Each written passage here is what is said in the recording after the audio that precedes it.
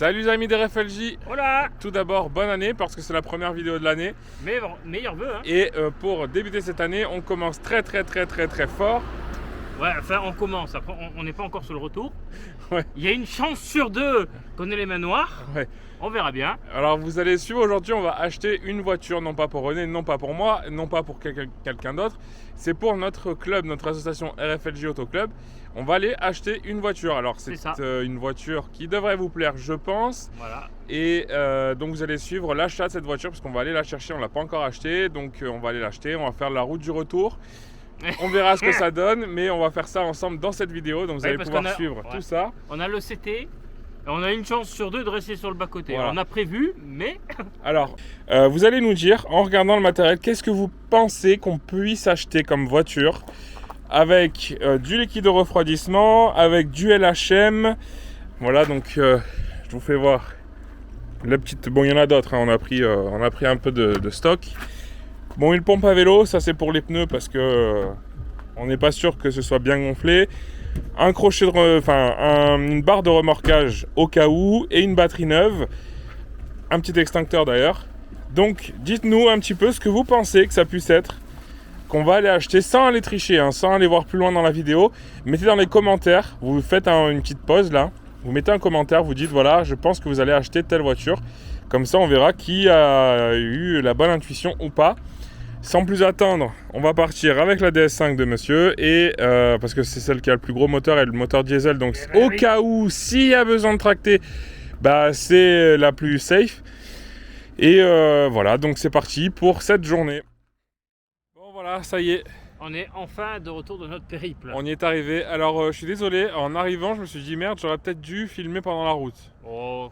Bon, une route, c'est une route. Une route, c'est une route. Mais bon, après, on n'a pas fait grand-chose. On s'est arrêté 3-4 fois pour vérifier quelque chose. Vous verrez quoi après. Bah, pour refaire un peu les niveaux. Voilà, pour faire les niveaux, c'est le cas de le dire. Et du coup, voilà, on n'a pas filmé, désolé, pendant le trajet. Mais maintenant, vous allez voir la surprise. Alors, avant de la montrer... On est arrivé à destination en vie. Voilà, on est en vie, tout va bien. La voiture est toujours intacte. Voilà, tout va bien. Elle marche bien, c'est vrai qu'elle marche bien. Un peu tacu, mais ça va. Pourquoi on a acheté une voiture? Alors, pourquoi on a acheté une voiture? Parce qu'on est con. Parce qu'on est con. Oui. Alors, on a acheté une voiture parce qu'on est très con. Mais ça, je crois que vous en êtes rendu compte depuis un certain temps. Mais non, mais c'est notre 8e voiture. Ouais, je sais même plus, je compte plus. Mais c'est pas ni à toi ni à moi d'ailleurs, cette fois-ci. Non, c'est à nous. Voilà, c'est à nous. Alors, on a acheté une voiture parce qu'on aimerait, pour l'association, avoir une voiture qui tracte une remorque porte-voiture pour pouvoir aller à Époque Auto avec plus de voitures, pour pouvoir aller, par exemple, à la Nationale de Chevaux qui est souvent loin de notre région, avec la Diane. Et vu que j'ai pas trop envie de lui faire trop de trajets, au moins la Diane, elle est tractée par une mémère qui est faite pour ça. Voilà. Et c'est une voiture aussi qu'on a achetée pour les membres de l'association. Ce sera une voiture de courtoisie entre guillemets. Donc les membres pourront la louer entre guillemets encore une fois pour leur déplacement, s'ils ont besoin d'une voiture ancienne, etc. Elle roulera aussi sur nos rassos, sur nos événements, nos balades. Quelqu'un qui n'a pas de voiture ancienne, qui a envie d'un peu enrouler avec une ancienne, pourra prendre celle-là. Et c'est une voiture qui servira aussi à nos proches. Ça peut arriver, des pépins. Nos proches ne sont pas comme nous, ne sont pas collectionneurs. Ils n'ont souvent qu'une voiture par personne. Voilà. Et au mieux. Et du coup, parfois, ils ont un souci avec leur voiture. Hop, cette voiture de prêt pourra leur revenir. Alors, par contre, le premier qui l'abîme. Ouais, par contre, attention. Là, le premier qui la salit. Non, c'est juste, par contre, je veux juste dire une chose, ne demandez pas à louer la voiture dès demain parce qu'elle n'est pas trop prête là pour l'instant. Elle n'est pas prête et puis ça sera sous condition, ça sera inspection avant, inspection après. Ouais. Bon, on vous dirait ça plus tard, une fois qu'on vous a montré un petit peu cette... Voilà. Bon, alors cette voiture, elle n'est pas pourrie, mais il y a du travail à faire. On l'a eu à tout petit prix. Je crois qu'on voit un petit truc bleu là, dans le coin de... Non, mais qu'est-ce que c'est? Ça va peut-être donner un indice à certaines personnes. Celle-là, c'est la mienne, hein, c'est pas celle-là du jour. Hein. Ça veut dire que si ils ont vu les bidons qu'il y avait... Ouais. Normalement, vous voyez maintenant ma BX, vous avez peut-être une idée. Vous connaissez les deux têtes de vainqueur d'RFLJ, vous savez ce qu'on aime comme voiture. Normalement, vous avez peut-être plus ou moins deviné. En tout cas, ils ont compris qu'on a acheté une SM. Voilà. Oh, ça, j'aimerais bien ça. Malheureusement, désolé, mais c'est pas ça. La voiture aujourd'hui. Bon, on la montre ou pas? De toute façon, il n'y a pas le choix. Vous êtes prêts? Allez, vous êtes prêts. Vous avez été assez sage, vous avez assez attendu. Voilà. Bon, c'est pas la bleue, vous l'avez reconnue. Voilà. C'est la blanche qui nous intéresse aujourd'hui. Une BX. 19 TRD de 1989 en phase 2. Ouais. Alors ne prêtez pas forcément attention à son aspect. Alors là, il fait des années, elle est restée des années un peu entreposée sans rouler, ce qui fait qu'elle a tout une réflexion complète à être faite, hydraulique, moteur, etc. Mais la base est extrêmement saine. Voilà, donc c'est une... alors ne prêtez pas attention non plus aux images, il fait assez sombre, même si je vois au retour caméra, ça éclaircit un peu. Il fait... ajuster la luminosité. Il fait assez sombre parce que on est l'hiver et le temps d'aller acheter la voiture c'est cet après-midi, etc. Le jour tombe, enfin la nuit arrive assez tôt, donc du coup en plus on est dans l'est de la France, donc ça encore pire, etc. Bon bref, vous allez quand même la voir là, on va pas façon faire une présentation de la voiture, ça vous l'aurez plus tard sur la chaîne. Aujourd'hui c'est juste pour vous mettre au courant qu'on a acheté une voiture au nom de l'association. Et donc c'est une Citroën BX19 TRD. Comme tu l'as dit en phase 2, de 1989. Elle est de janvier 89, donc c'est un vrai millésime 89. Et pour les plus fétichistes pour les plus puristes, on va dire, de la chaîne, vous avez certainement... Elle n'a pas les bons feux arrière. Voilà, vous avez certainement remarqué un petit détail, c'est qu'elle n'a pas ses feux d'origine, semble-t-il. D'après mes recherches, les feux comme ça sont des feux entre guillemets de phase 3, ou plutôt pour moi je préfère plutôt dire phase 2 bis. C'est les feux fumés. Alors il y a eu aussi la partie noire qui était plutôt blanche. C'était sur d'autres finitions, notamment Pierre qui a acheté une BX19 TZS a les feux comme ça et éclaircis. Et d'ailleurs je crois que ça a un nom, je me demande si c'est pas les feux cristal ou un truc comme ça. Bon bref, voilà, donc là c'est les feux fumés plus typé années 90, plus typé Peugeot aussi, c'est vrai. Même si bon, de toute façon une R21 c'était le même coloris. Donc ça on verra si on remet les feux, parce que normalement du coup c'est les mêmes feux que sur la mienne. C'est les feux à carré ou à carreau comme j'appelle ça. Donc ça c'est les premiers feux de BX et forcément c'est une des premières. Et celle-ci donc elle a les feux de phase 2 bis. Voilà, donc c'est pas ses feux d'origine, puisque du coup je sais plus si je l'ai dit, on est passé sur ces feux à partir de juillet 89 et celle-là est de janvier. Donc normalement c'est une des dernières qui est censée avoir les feux orange comme la mienne. Alors 19 TRD, donc moteur 1,9 litre diesel. On voulait un diesel parce que même si c'est pas une voiture qui peut tracter beaucoup, je crois que c'est 1 tonne 100 max, donc on n'ira pas bien loin avec, mais bon c'est un début. De toute façon elle est faite entre guillemets pour tracter la Diane. Ouais. Elle est faite pour ça. Oui, donc, pour tracter la Diane, la mienne, 700 kg, même moins je crois, la Diane je crois elle est dans les 500 kg. Voire 500, bah ouais. Voilà, donc elle est extrêmement légère et la mienne elle fait 850. Donc ça passera. Donc ça devrait le faire, c'est surtout pour tracter nos petites, nos voitures légères. T'as 205 aussi par exemple. Après c'est sûr, le jour où on voudra tracter la CX, on prendra quelque chose de plus gros. Mais c'est le premier véhicule qu'on achète dans la collection. Alors à la base on cherchait un break. À la base on cherchait un break et on s'est vite rendu compte qu'un break n'était pas forcément plus tracteur que ça. C'est-à-dire qu'on cherchait un break mais pas en hydraulique d'ailleurs.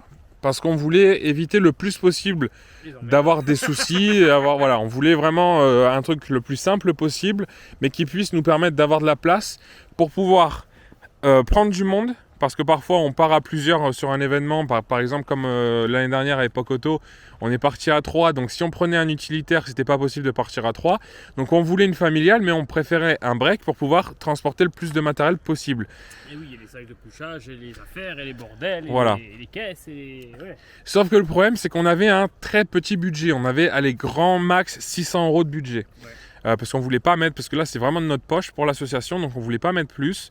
Parce qu'on a aussi nos collections perso à entretenir et puis à faire développer. Donc du coup on voulait pas mettre un gros budget. On voulait une voiture, on savait que dans notre budget ce serait pas une voiture qui soit nickel chrome avec aucun défaut. Ça on le savait, on n'était pas bêtes. Du coup on cherchait avec une motorisation diesel. Pour l'instant moi et même toi dans nos anciens on a que des essences. Exact. Et on voulait passer sur du diesel pour pouvoir avoir un moteur qui soit plus coupleux et surtout plus adéquat pour pouvoir tracter une voiture avec une remorque. Mais ça c'est un chameau, ça consomme plus. Ouais, c'est clair. Donc c'est ce qu'on cherchait. Et puis René, vas-y, raconte un peu l'histoire. Alors je recommence depuis le début parce que ça fait 2 fois qu'on filme. Ouais, vas-y. Alors, un soir, je traînais sur le Bon Coin et puis je vois une annonce sur ce fameux site, sans photo, vend BX 19, bon état général. Je descends, rien de marqué de plus. Et je vois que c'est à Château. Je te l'envoie, j'ai hop. Bon, c'est du coup, pour ceux qui connaissent pas, c'était dans ta ville, dans ton village. La voiture était censée être dans ton village. Alors du coup, je te l'envoie, tu me dis, je dis, ça coûte rien de contacter, on contacte. Et finalement, le gars, il nous dit que c'est à Riez. Donc c'est un peu plus loin, mais ça reste dans le département quand même. Plus loin, pour ceux qui ne connaissent pas, Riez, c'est à côté du plateau de Valençol. Voilà. Donc du coup, on se dit, c'est pas si loin que ça. Pourquoi pas aller la voir. Le gars, il nous dit qu'elle est visible quelques jours après, on y va. Et là, surprise, parce qu'on savait ni la motorisation, enfin pas forcément. On savait que c'était un diesel, mais on n'en savait pas plus. Après un diesel sur une BX, je sais pas s'il y a eu. Voilà, je crois qu'il n'y a même pas eu autre chose que du 1,9 litre. Donc ça à vérifier. Et d'un coup, on voit celle-là, plein de poussière. Ouais, au fond d'un garage. Au fond d'un garage, et on voyait que la voiture, ça faisait des années qu'elle n'avait pas roulé. Ouais. Pas une tache en dessous. Bon, ça c'est parce qu'elle avait plus de liquide à la chaîne. Alors, ça on l'a su après. Le problème qu'il y avait, c'est qu'on pouvait pas la démarrer parce qu'il n'y avait pas de batterie et la personne qui vendait la voiture n'avait pas de batterie non plus. En fait, c'était une voiture qui a appartenu à un monsieur, d'ailleurs c'était une première main, qu'il a acheté en 89 neuve. Ce monsieur est apparemment décédé d'après ce que j'ai compris. C'est son fils qui en a hérité, qui a voulu la remettre en route aussi, qui a commencé à faire du travail, vous le verrez, parce que là on va pas vous faire voir parce qu'il fait trop nuit, mais on vous fera voir le moteur, qui a commencé à mettre des pièces neuves, parce que je crois qu'on a un alternateur neuf. Il y a un alternateur neuf, il y a quelques durées qui ont été changées. Je crois que l'électricité a été travaillée parce qu'il y a les cosses de batterie qui sont neuves aussi apparemment. Voilà. Puis, la distribution a été refaite il n'y a pas si longtemps que ça, mais à refaire autant. Voilà. Des courroies qui ont été changées. Bon, bref. Et niveau carrosserie, c'était une voiture qui présentait bien. Alors, on n'a pas pu la lever non plus. Alors, certaines personnes vont dire que c'est pas très prudent d'acheter une voiture sans la démarrer, surtout une hydraulique, ne pas la voir si elle monte, ne pas regarder le châssis, etc. Mais bon, on, passé en dessous quand même, on a quand même regardé au mieux ce qu'on pouvait faire. Et puis, c'est surtout que c'est une voiture qu'on a touchée pour 400 €. Donc 400 €, autant vous dire qu'on a mis 200 € chacun. Franchement, on prend aucun risque. Alors après, c'est sûr, si on voyait que c'était une croûte, etc., on l'aurait pas prise. Mais là, visiblement, elle présente bien. Alors c'est sûr, on poussera un peu plus nos observations, notamment au niveau du plancher, etc. Parce qu'apparemment, d'après le contrôle technique, parce qu'elle a un contrôle technique, je tiens à le préciser. Elle a passé le contrôle technique avec contre-visite, mais pas contre-visite, tu sais, 24 heures. Il y a 2 mois, c'est pas le truc le plus grave. Il y a 2 mois, pourquoi? Alors, on a une corrosion... Pas une corrosion, apparemment, il y a un bout de plancher qui est apparemment déformé. Alors, on n'en sait pas plus. D'après ce que j'ai vu, je pense qu'elle a été levée au mauvais endroit. Ça, c'est rien. Un petit bout de caisse qui a été un peu affaissé, ça se refait. Ça, c'est rien du tout. Après, qu'est-ce qu'on a? On a les freins et l'hydraulique qui sont pas forcément ouf parce que les niveaux étaient pas bons. Les sphères sont HS. Ouais, les sphères sont mortes. Je vous mets 15 ans qu'elle n'a pas bougé. Comment veux-tu qu'elle soit bonne? Je vous mets un petit rush là que j'ai filmé, voilà.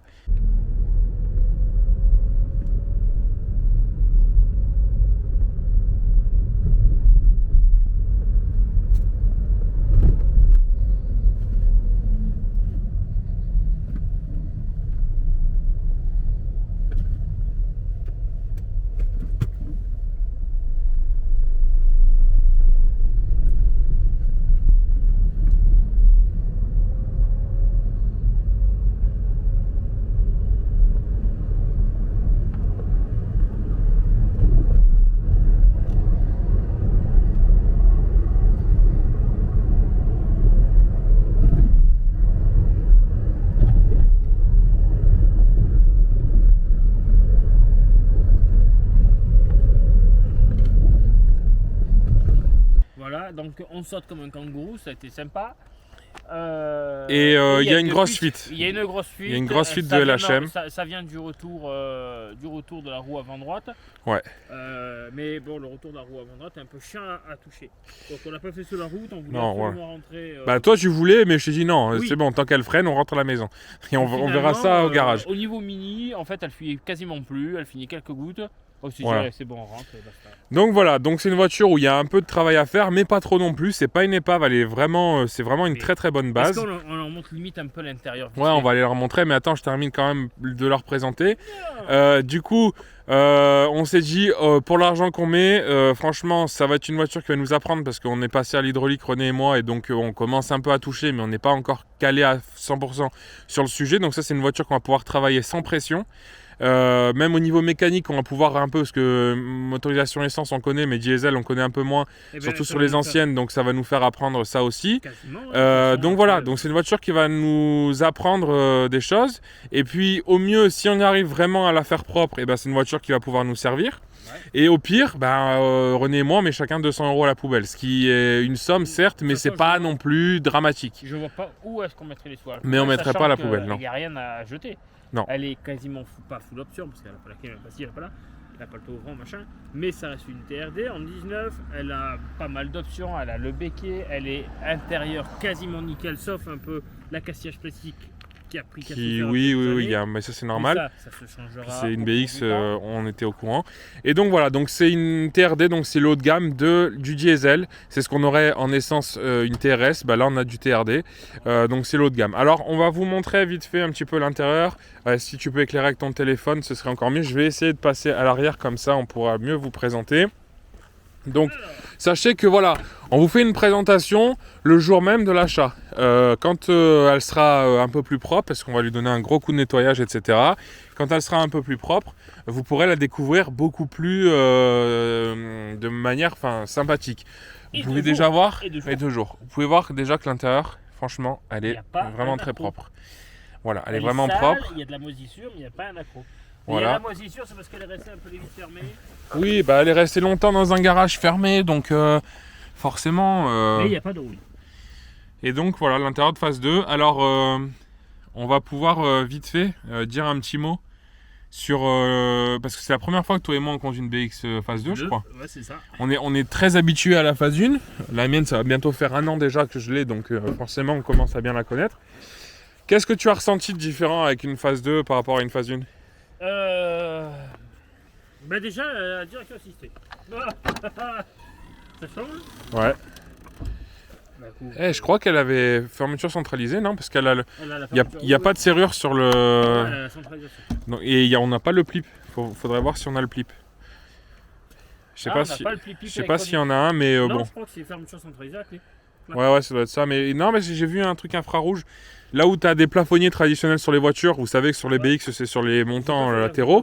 Et regardez, là, il y a un petit capteur. Là, je pense qu'il y a un plip. Faudrait voir, gratter un peu plus ce sujet. Donc, du coup, oui, qu'est-ce que tu as ressenti, toi? Malgré la suspension qui est pourrie, parce que les sphères sont mortes, qu'elle est dure comme du béton, c'est une voiture quand même qui est assez coupleuse. Ouais. C'est une voiture qui est très souple.